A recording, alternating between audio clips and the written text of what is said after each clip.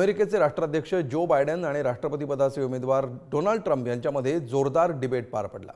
राष्ट्रीय आणि आंतरराष्ट्रीय मुद्द्यांऐवजी एकमेकांवर वैयक्तिक चिखलफेक करण्यातच दोन्ही नेत्यांनी धन्यता मानल्याचं यावेळी दिसलं। त्यामुळे अमेरिकेच्या निवडणुकीत देखील जोरदार चिखलफेक पाहायला मिळणार याचे संकेत मिळाले। बघूया याविषयीचा स्पेशल रिपोर्ट हलक्यात घ्या। Why should Indians have all the fun? असा प्रश्न विचारत अमेरिकी नागरिकांनी या डिबेटचा फुल टू आनंद घेतला। निमित्त होतं अध्यक्षीय निवडणुकीनिमित्त आयोजित करण्यात आलेल्या डिबेटचं। मंचुरियन, खोटारडा माणूस, इतिहासातील खराब राष्ट्रपती, सीएनएनच्या स्टुडिओत झालेल्या या डिबेटमध्ये संपूर्ण जगात लक्षात राहिले ते हे 3 शब्द। भारत असो की अमेरिका, निवडणुका आल्या की नेत्यांची जीभ घसरायला लागते हेच खरं।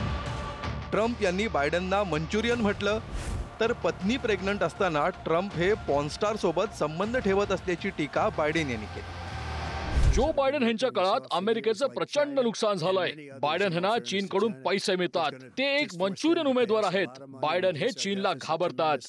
ट्रम्प यांची पत्नी प्रेग्नंट होती, त्यावेळी देखील ते पॉर्नस्टार सोबत संबंध ठेवण्यात व्यस्त होते। त्यांना आमच्यावर टीका करण्याचा कुठलाही अधिकार नाही।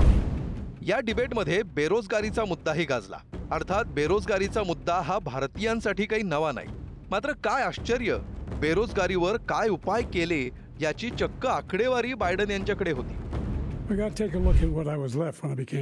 जेव्हा मी राष्ट्राध्यक्ष झालो तेव्हा लोकांकडे नोकऱ्या नव्हत्या।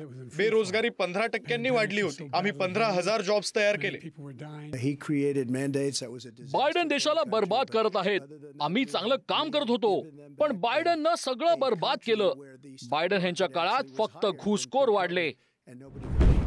आपल्या निवडणुकीत जो वॉर रोक दी पापाचा मुद्दा गाजला, तोच मुद्दा अमेरिकेच्या डिबेटमध्येही गाजला। बायडेन यांच्यामुळे युद्ध भडकल्याचा आरोप ट्रम्प यांनी केला। ट्रम्प हे वॉर रोक दी ऐवजी वॉर करवा दी असं म्हणत होते। अमेरिकेकडे चांगला राष्ट्रपती असता तर पुतीननं युक्रेनवर कधीही हल्ला केला नसता। हमासनं इस्रायलवरही हल्ला केला नसता। बायडेन यांनी हल्ला रोखण्यासाठी काहीही केलं नाही, उलट पुतीन यांना हल्ला करण्यासाठी उस्कवलं। अफगाणिस्तानातून आम्ही हजारो जणांना बाहेर काढलं। पुतीन हे सम्राट होऊ पाहतायत आणि ते चुकीचं आहे। यंदाच्या नोव्हेंबर महिन्यात अमेरिकेच्या राष्ट्राध्यक्षपदासाठी निवडणूक होणार आहे। या निवडणुकीच्या प्रचारात ट्रम्प आणि बायडेन कुठली पातळी गाठतात याकडे जगाचं लक्ष असणार आहे। ज्या प्रकारे दोन्ही नेत्यांनी या डिबेटमध्ये एकमेकांवर वैयक्तिक टीका केली, ती पाहता अमेरिकेतला प्रचार हा भारतीय प्रचारातील वैयक्तिक टीकेची पातळी ओलांडू शकेल काय हा प्रश्न आहे। तुम्हाला काय वाटतं? अमोल जोशी, पुढारी न्यूज, मुंबई।